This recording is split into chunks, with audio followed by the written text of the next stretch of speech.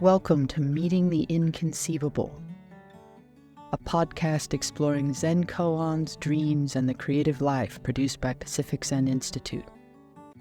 Pacific Zen has a legacy of preserving and reimagining the koan tradition to meet our own times.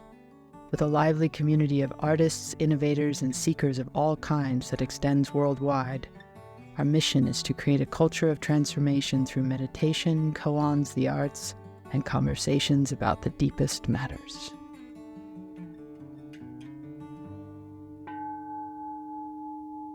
In this episode, Roshi Tess Beasley speaks on the heels of a sensei ceremony during winter session. Taking up the koan, it's a shame to want a light. There's no oil in the house. I have a way to bless poverty. Just feel your way along the wall. Beasley speaks of what it is to stay intimate with the being of the world without reaching for understanding or explanation. To give way to poverty in Zen is to be empty of ideas and conceptions and to be open to whatever offers itself to the outstretched hand. I have a friend up here who has a taste for the decadent things in life, and every so often he drives 5 hours to Montreal from here and has 3 dinners that night. He sleeps in and he has dinner at probably 5 and 8 and 11 or something like that. And he'll do this for 2 or 3 days. and I feel like we get 2 dinners tonight. This is my that was a full meal. And now I guess oh no, we'll see what tastes. We'll see where we are. It was delicious. And I wanna start. Unusually, I just want to start with a poem because it's a poem in a way both about what Allison was saying about transmission and a kind of standing at the mouth of the source and tasting the fresh spring water.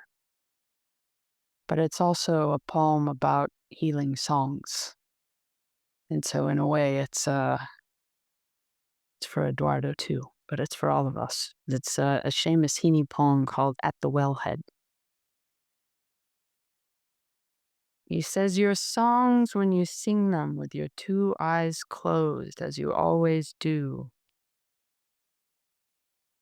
are like a local road we've known every turn of in the past. That midge-veiled, high-hedged side road where you stood looking and listening until a car would come and go and leave you lonelier than you had been to begin with. So sing on, dear shut-eyed one, dear far-voiced veteran. Sing yourself to where the singing comes from. Ardent and cut off like our blind neighbor who played the piano all day in her bedroom. Her notes came out to us like hoisted water raveling off a bucket at the wellhead, where next thing we'd be listening, hushed and awkward. That blind from birth, sweet-voiced, withdrawn musician was like a silver vein in heavy clay. Night water glittering in the light of day. But also just our neighbor, Rosie Keenan. She touched our cheeks. She let us touch her braille in books like books' wallpaper patterns come in. Her hands were active, her eyes were full of open darkness and a watery sheen. She knew us by our voices. She'd say she saw whoever or whatever. Being with her was intimate and helpful, like a cure you didn't notice happening. When I read a poem with Keenan's well in it, she said, I can see the sky at the bottom of it now. And that line, there are a number of lines in this, but that line about sing yourself to where the singing comes from, that feels a lot like what we're doing when we come here. You breathe yourself to where the breathing comes from, or you cry yourself to where the crying comes from, or you listen yourself to where the listening comes from. And not unlike that woman playing alone, you can feel you're playing alone in your room, but the whole universe is shining from your eyes. And it's interesting when we do, I was talking to someone today, when we do these online retreats, it's very easy at the beginning to feel like you're in your little square room. And if you try to connect out like this, it doesn't work so well. But if you go in here, you somehow can feel everything and everyone, and eventually the entire universe is right in here, all that rain falling. But people delude themselves and go chasing after things. And in a way, that's us at the wellhead with our bucket. We're lowering down into the source, whatever way it begins to come to us, but we sit here day after day and we just lower our bucket. We wait. We wait to see what clear waters rise. And I suspect you've noticed by now, I was noticing today, I was taking a little nap. And we've had ice here. And so there's ice on my roof that was starting to melt today. And every so often it just sounds like there's an avalanche going off in the house. I wake up and the cats wake up and just think, what the hell is going on? But it happens enough times that just like everything else, it just becomes part of the rain. The vacuum cleaner becomes the rain. The breathing becomes the rain. Everything just becomes the rain. And pretty soon, there's nothing not included in whatever the rain is. And I don't know, I was noticing this retreat. I guess this is true of practice in general, but it somehow seems to be up that we're talking about rain, but we're also talking about intimacy and how we let the world in and touch us. And that's true of rain, like John was saying last night about the old teacher who said there's no hurry, the rain's everywhere. But it's also true of music, which I think is why the song thing was on my head.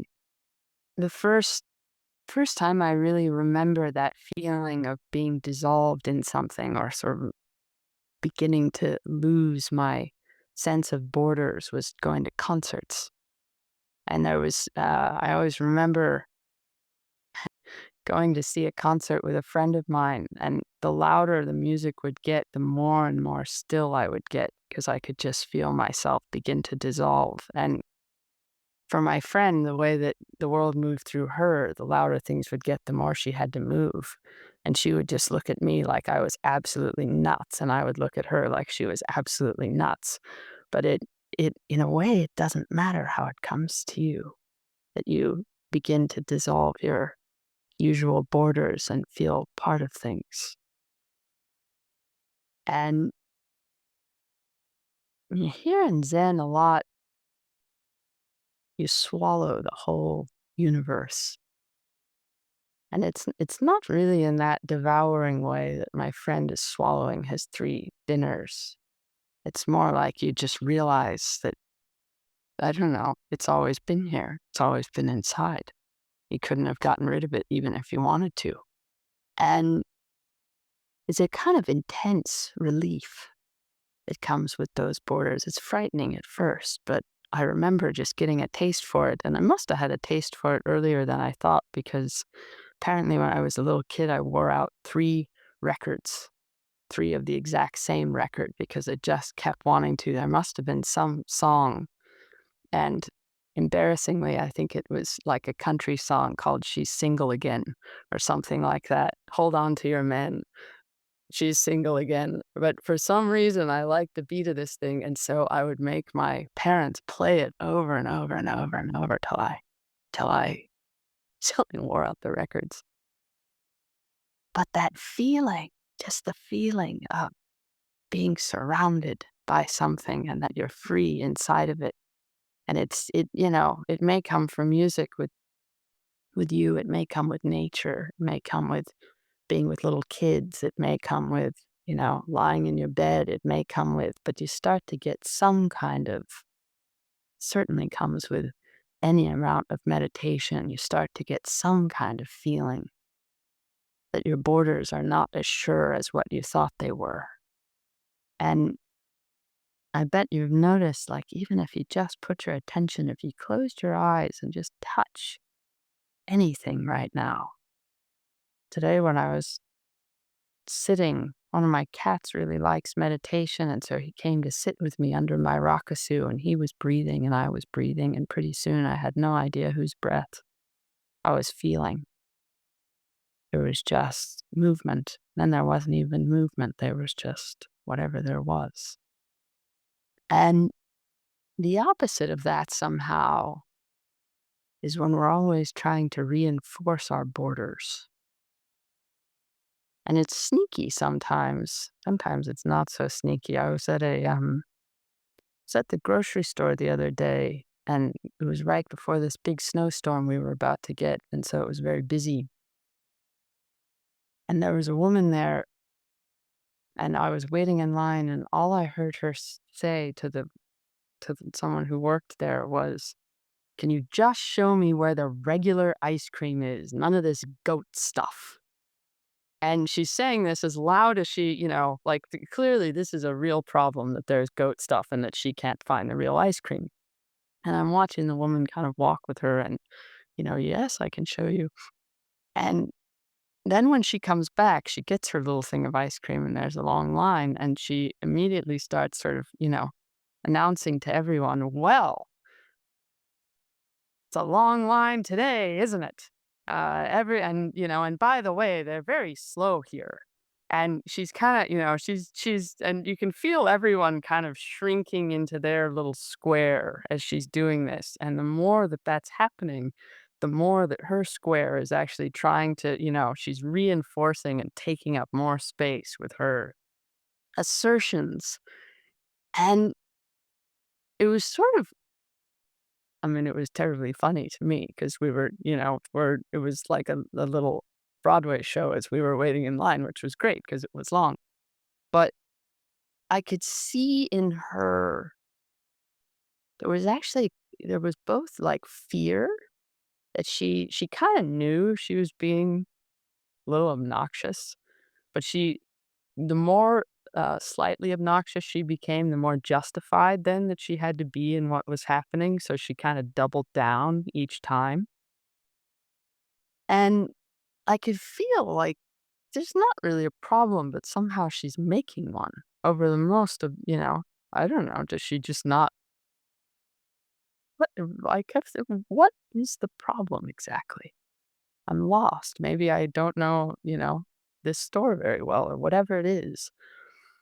But it just made me think how, like, the contours of the self is what we're interested in a sense, when we're studying all this.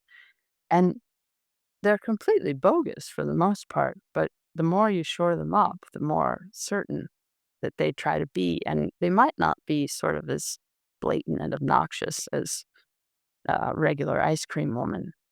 They may be something like asserting that I'm a really nice person, or that I've been having to look at apartments recently, and I notice how much it's hard for me if there's a really ugly apartment. Like, I want to find something nice about it, or I want to find, like, it's hard for me to just, and my partner's great because she'll just look at me and say, this is hideous. And I'll be, well, no, it pains me. It goes against my idea of myself to just say, especially if someone else, might be there, they're going to think, I don't know, I'm judging.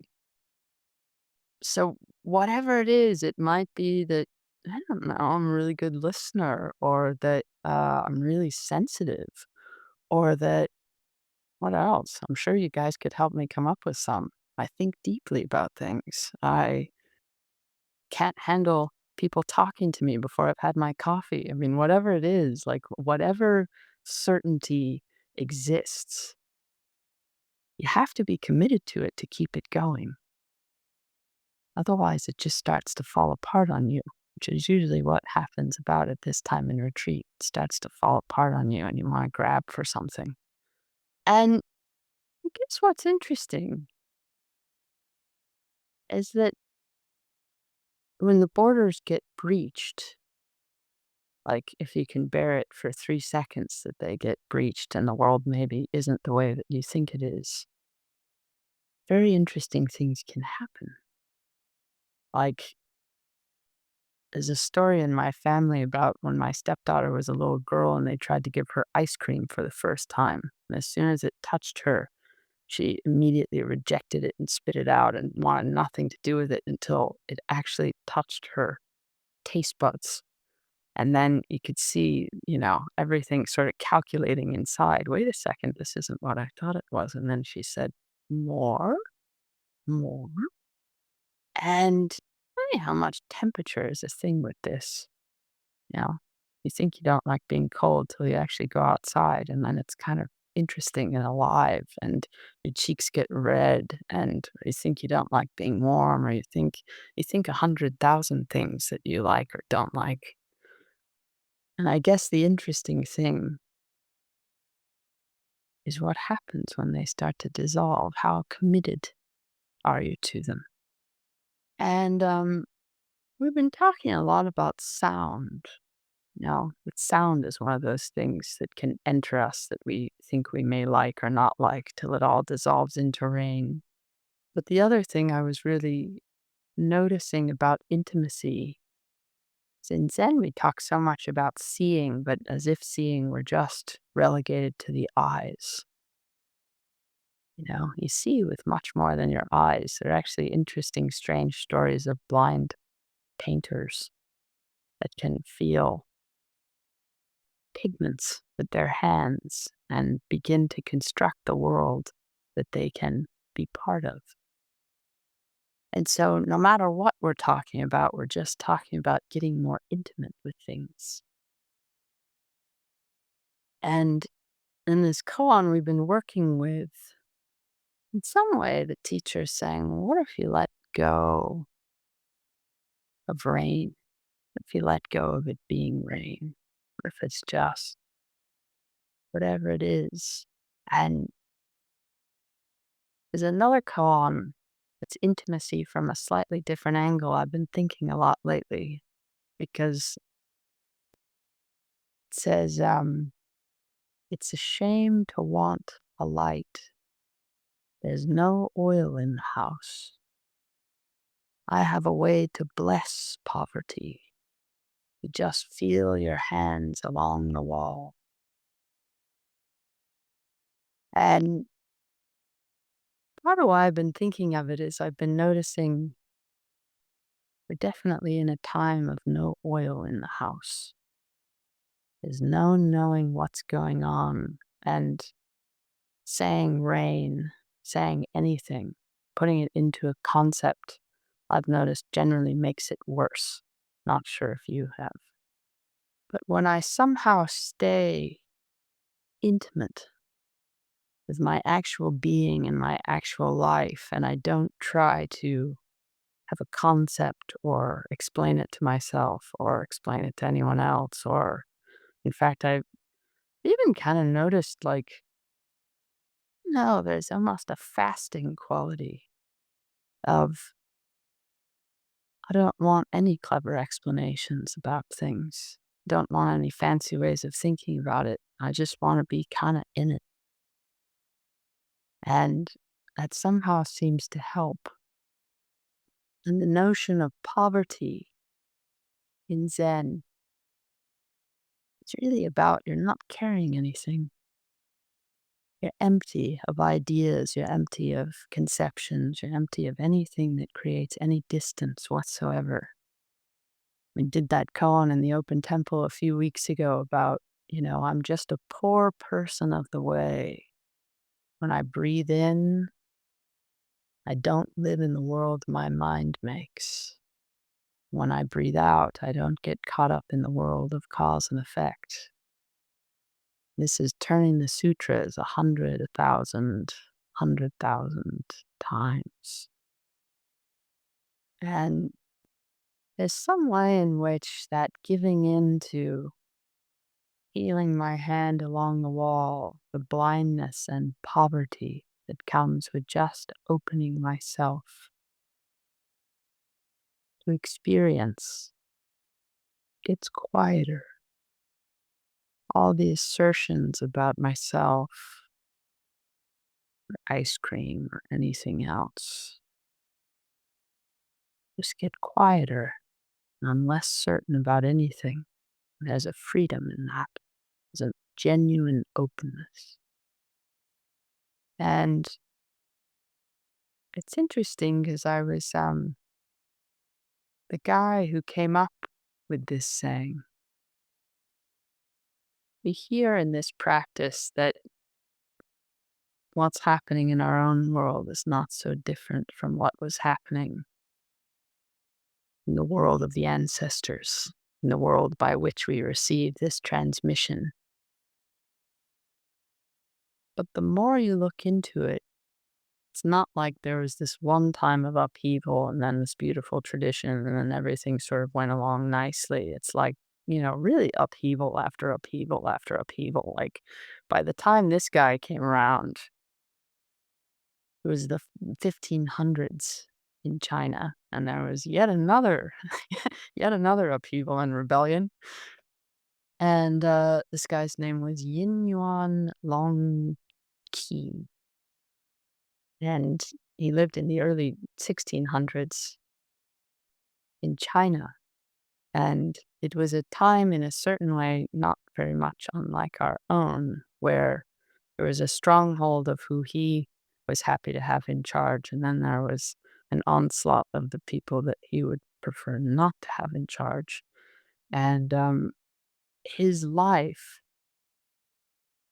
he came to the Dharma in kind of an interesting way. He had lost his father, and when he went, he told his mother, "I don't really want to get married. Could you just give me the money for traveling instead?"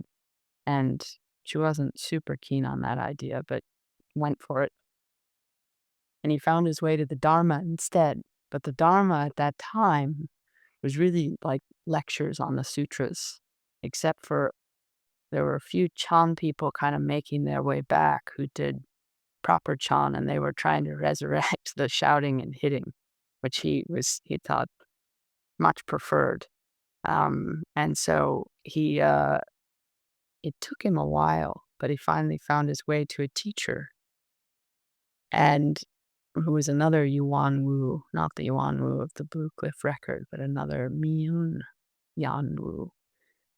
And they were really trying to get the scene going again, but it was difficult, and he kept getting invitations to go to Japan, because there was a Chinese contingent in Japan as well. And he was friends with the loyalists, the people he was trying to protect. He was friends with the general. And so the general was able to help smuggle him across to Japan because it wasn't looking so good for Buddhism in China at that time. And his story goes on from there. And what's interesting, there are a few things interesting about it I just thought worth mentioning. One is that the masters of the time, not unlike us, were deeply entwined with the world. They had their places of refuge, and his particular temple in China was a refuge for the stronghold that he was trying to protect, a spiritual refuge. But they were very much moving with the times they had. They weren't up away from them. And there are all sorts of debates about why he went to Japan. Was it to protect himself? Was it because there had been a divine prophecy? Was it because dragons ushered him across the sea? Was it because red lights appeared and the best thing is you think, well, actually, it doesn't matter. The Tao was just going that direction. It's just marketing, like at some point. But all the forces were ushering the tradition along. And in a way, he was brave enough to move with that and, sort of taking his life in his hands at different points. And then by the time he gets to Japan, they said, "Nah, we don't think you're legit. You're not a real Rinzai person." And so he ended up starting his own Rinzai adjacent school.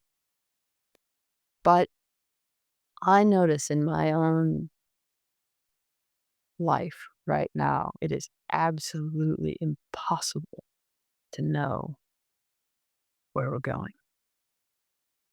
And the times in my life I have felt most that way, it's because I have not been able to conceive yet of what might appear on the other side. It's not even, I can worry myself to death. I can worry to the place where worrying comes from, or imagine to the place where imagining comes from. But I remember right before the pandemic for several months before, having this overwhelming feeling that something was coming. But because I didn't have any conception, I really thought about that only in terms of my own life. So I kept imagining all these incredibly wild, elaborate scenarios, and I kept saying, something's happening, something's happening. But I could not have possibly conceived of anything that came after that, better, worse, or other. And it's actually great. We're here as a result. There are many difficult things. There are many beautiful things. There are all the things. But I have a way to bless poverty. Like what he says, I have a way to bless poverty. Not just like I have a way to get by or I have a way to get through this. I have a way to bless the not knowing, to just feel my hands along the wall. And in a way, whatever sense you have, I remember a woman who married me actually saying that touch is the last sense to go. She said, if you see older people, touch them. That's the last thing to go.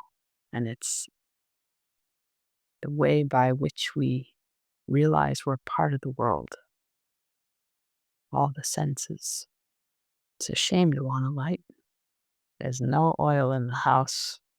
Thank you very much, everyone. Feel your way along the wall.